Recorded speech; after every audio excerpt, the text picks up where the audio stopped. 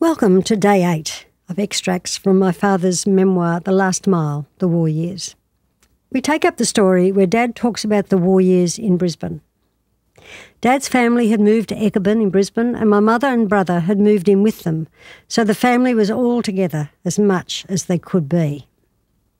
Dad's father, his brothers Tom, Mac and Laurie had all signed up and gone to various services and places. I had a "what was he thinking" moment when I learnt my grandfather had re-enlisted after having fought and been injured in the First World War at Gallipoli. And I guess I'll never know, but it just adds to my admiration for the men in my family. With 5 men from the one family all serving, my grandmother was presented with a special 5-star clasp. Luckily, they all came home. I'll let Earl take up the story from here. During the war years, Mum and Dad moved the family from Nambour to Eckerburn Road, Eckerburn in Brisbane. Mac and Laurie had joined the RAF, Tom and I went into the army, and Dick, Pam and Selwyn were still at home, being too young to enlist.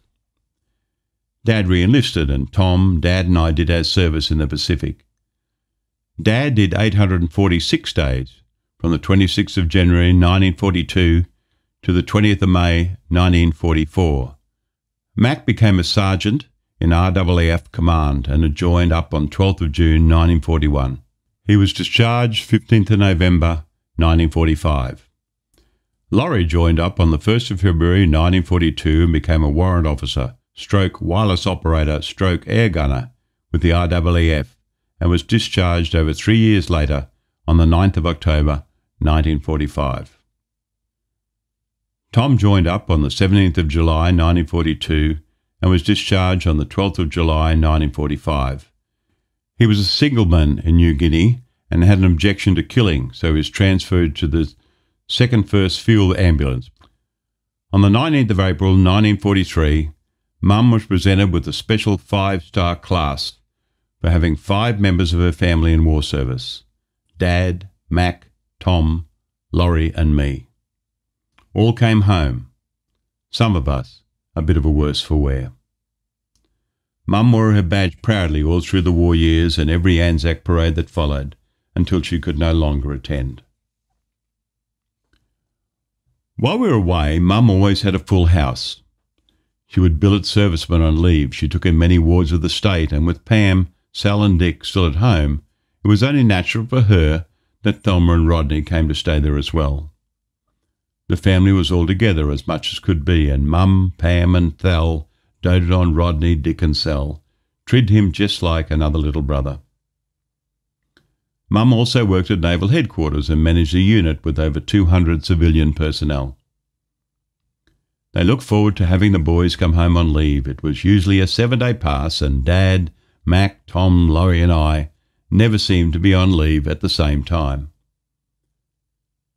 To tell the truth, we all overstayed our leave at different times, as did many soldiers, desperate to see our loved ones and escape the horrors of war, if only for a little while. Mum had a huge garden, chooks and cows. Pam started teaching through the war and got 17 and 6pence per week.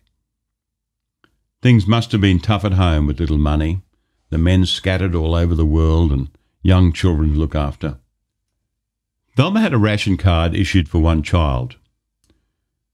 Towards the end of the war, Thelma and young Rodney had moved out from my parents' place at Eckerburn, and Thelma got a job working on the trams in Brisbane. She'd rented a flat in Brunswick Street, waiting for my return. Childcare in those days was mainly family, and while Thelma was working, Rodney would be looked after by either my mother, Pam, or sometimes Thel's siblings. Thelma's family had also moved to Brisbane, and when Mavis and Ken came home from Eagle Farm School, they would sometimes stay until Thelma came home from work. Everyone recalls young Rodney at the window calling out, "Here comes Mummy! Here comes the trams!" every time a tram went past, whether it was her tram or not.